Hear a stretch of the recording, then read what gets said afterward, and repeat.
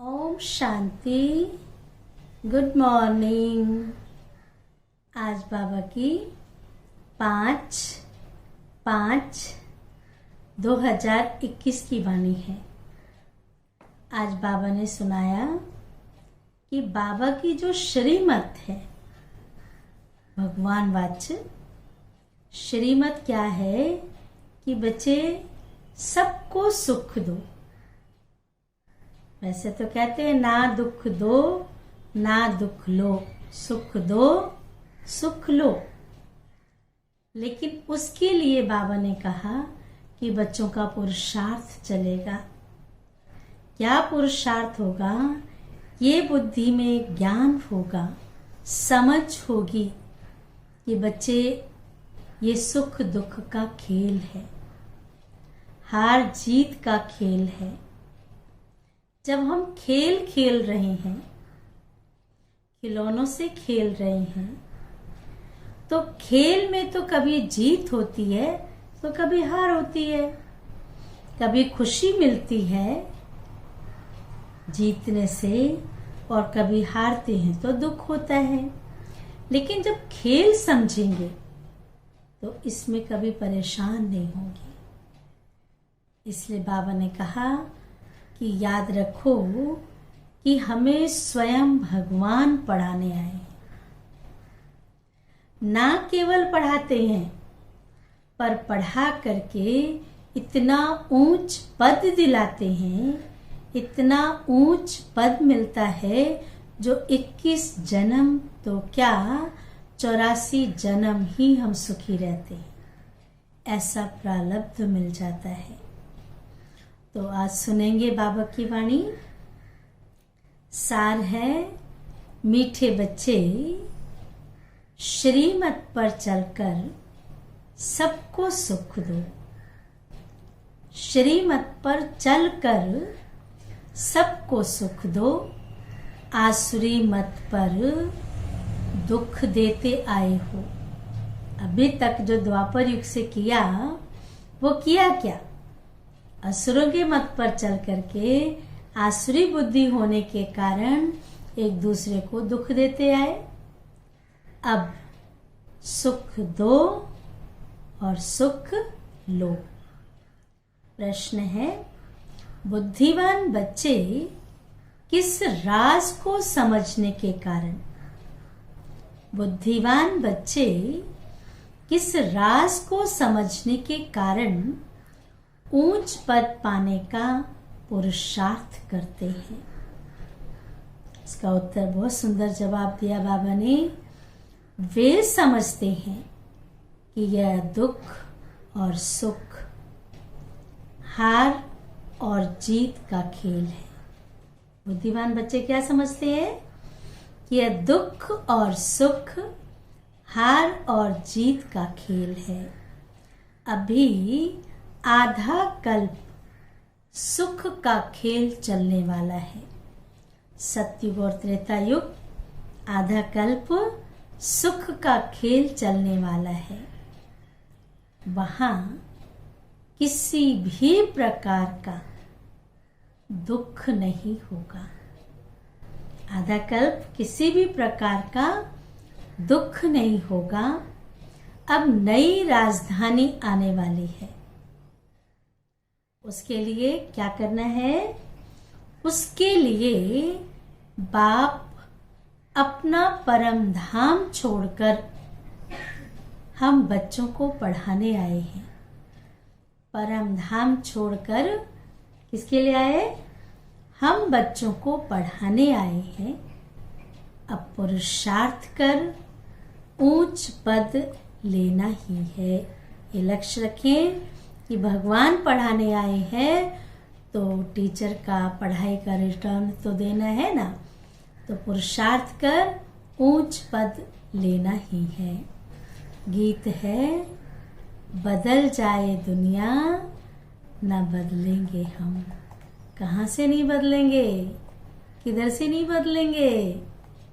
कुछ भी हो जाए बाबा, दुनिया इधर की उधर हो जाए, लेकिन हम आपका हाथ और साथ नहीं छोड़ेंगे। हम नहीं बदलने वाले हैं। हम आपके थे, आपके हैं और आपके ही रहेंगे।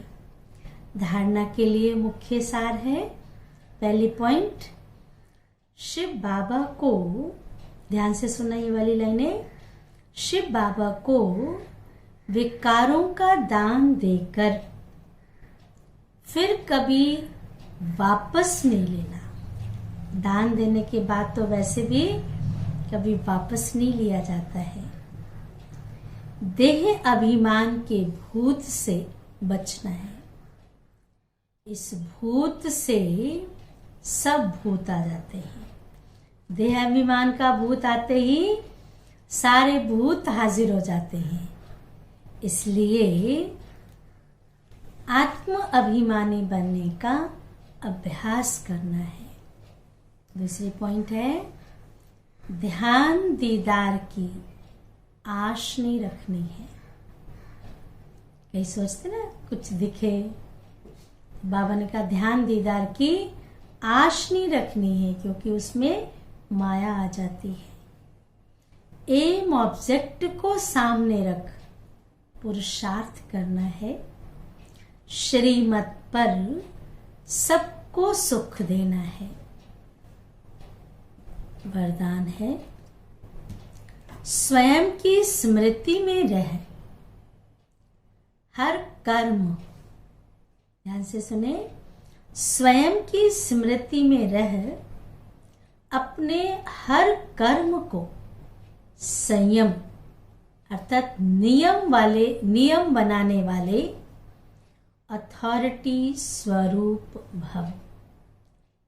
इसका विस्तार है, जैसे साकार में स्वयं की स्मृति में रहने से जो कर्म किया वही ब्राह्मण परिवार का संयम बन गया। ब्रह्मा बाबा ने साकार में जो कर्म किए, जो नियम बनाए, जो कर्तव्य किया, वो ब्राह्मणों के लिए क्या बन गया? संयम बन गया। स्वयं के नशे में रहने के कारण अथॉरिटी से कह सकते थे, ध्यान से सुने, स्वयं के नशे में रहने के कारण अथॉरिटी से कह सकते थे कि अगर साकार द्वारा कोई उल्टा कर्म भी हो गया तो सुलटा कर देंगे। बाबा कहते थे कि अगर इससे कोई गलती हो गई, कोई भूल हुई, तो भी मैं सुलटा कर दूंगा।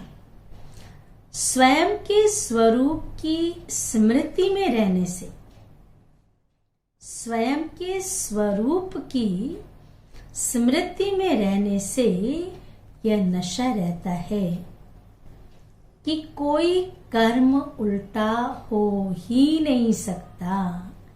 इतना निश्चय और नशा हो कि मुझ आत्मा से, जिसको बाबा की याद हो, बाबा की स्मृति हो, उससे कोई उल्टा कर्म हो ही नहीं सकता। आप बच्चे भी जब स्वयं की स्थिति में स्थित रहो तो जो संकल्प चलेगा, जो बोल बोलेंगे, वह कर्म करेंगे। ध्यान से सुने दोबारा से, आप बच्चे भी जब स्वयं की स्थिति में स्थित रहते हो तो जो संकल्प चलेगा, जो बोल बोलेंगे, वह कर्म करेंगे, वही संयम अर्थात नियम बन जाएगा। संगम युग के नियम ही तो द्वापर युग से काम आते हैं। स्लोगन है, बहुत अच्छा स्लोगन है, पवित्रता का पिल्लर मजबूत करो।